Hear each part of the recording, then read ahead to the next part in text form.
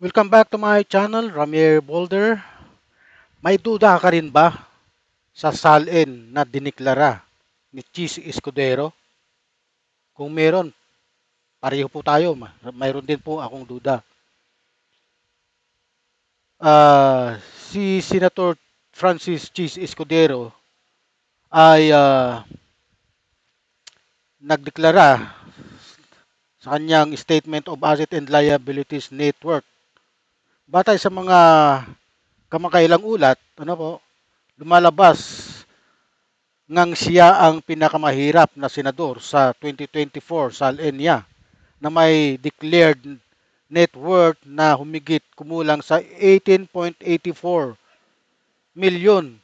Lahat ito ay personal properties tulad ng cash, sasakyan, at iba pang liabilities.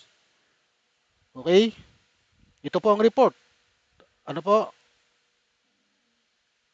Pero pagdating sa wealth declaration ni Cheese Escudero, may duda ang publiko. Narito ang agenda report ni Hannah T. The math is not mathing. Ganito ang reaksyon ng iilan sa pagsasapubliko ng SALN ni Senator Cheese Escudero.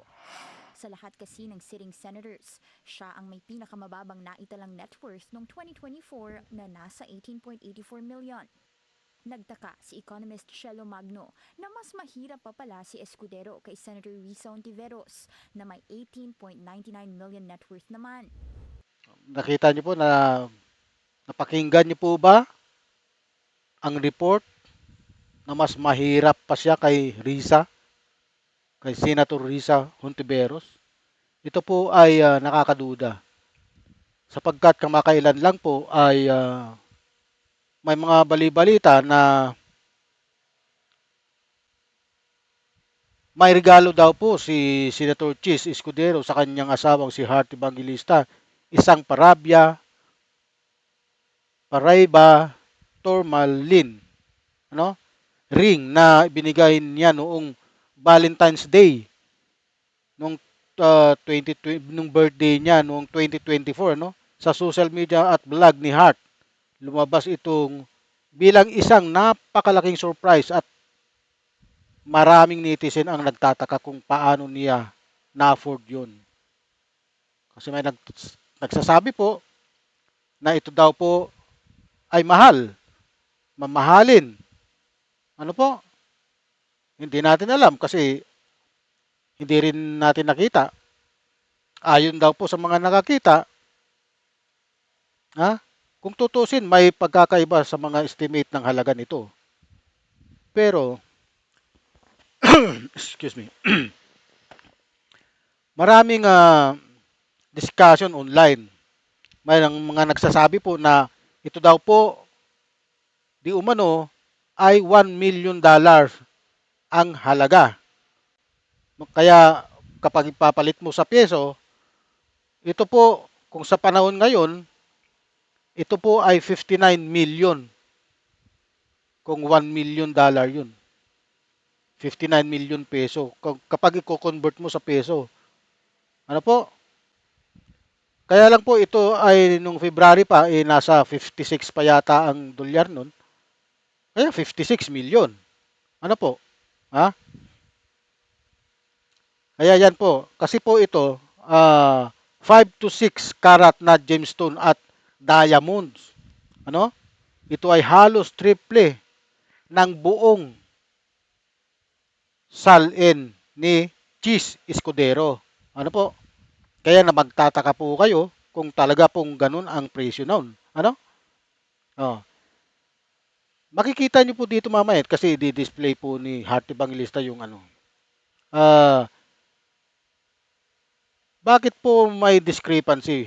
Posibleng dahil sa rarity ng Paraiba Tourmaline galing sa Brazil ang alahas po na ito.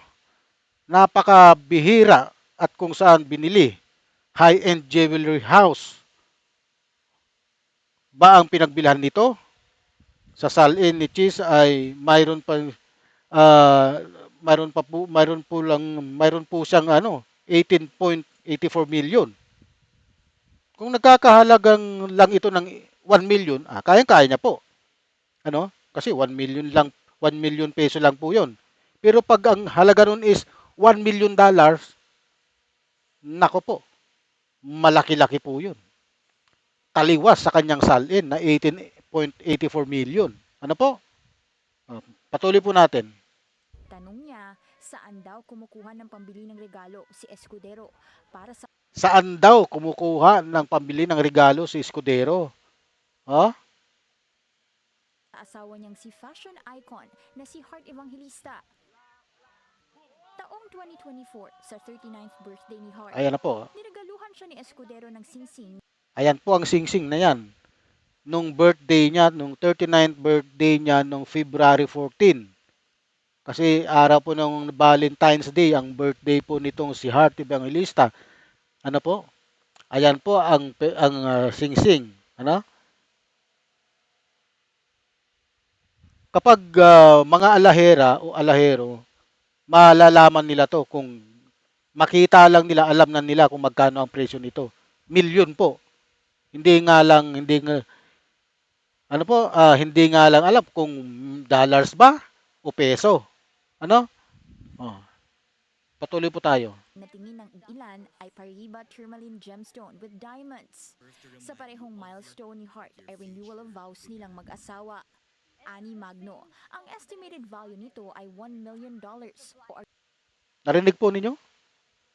Ang estimated value daw po nung singsing na yun as $1 million. At sa isang article, tinawag itong extravagance as love language nila. Pero nagdudulot ng question sa transparency. No? Transparency. Alam mo naman, ang media, mapag-usisa yan. Wala kang maitatago sa media, artista po ito, public figure. Ang politiko, public figure. Political figure. Ha? Kaya bubusisihin kayo ng taong bayan. Kaya pag nagkamali ka, abay, may paglalagyan ka. Kagaya ng nangyayari nito kay Cheese Escudero. Ha? Ah. around 59.1 million pesos.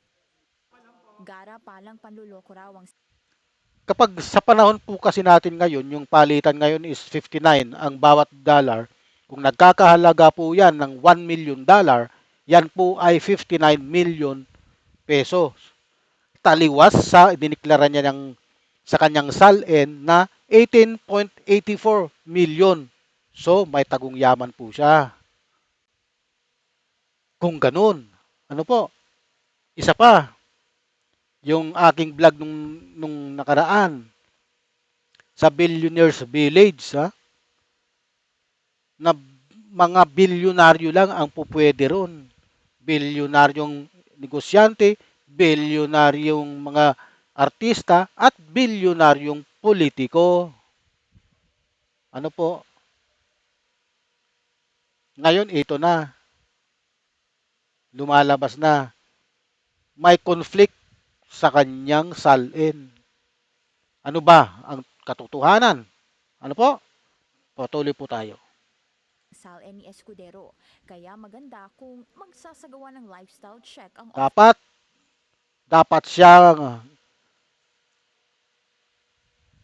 dapat magsagawa ng lifestyle check sa kanila sapagkat hindi po sila nagsasabi ng katotohanan, nagtatago po sila.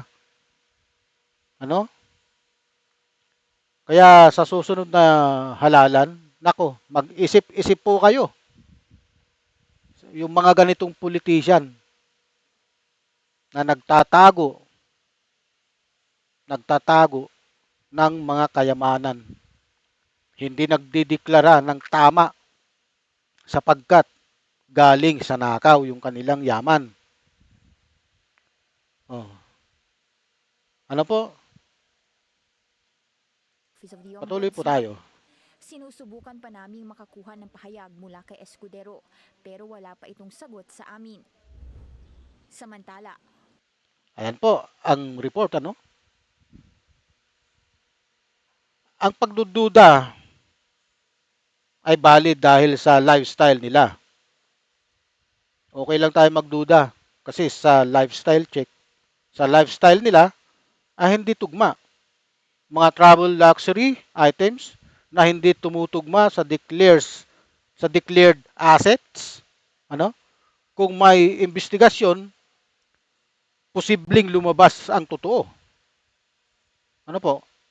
Ano po sa tingin mo? Ano po sa tingin nyo?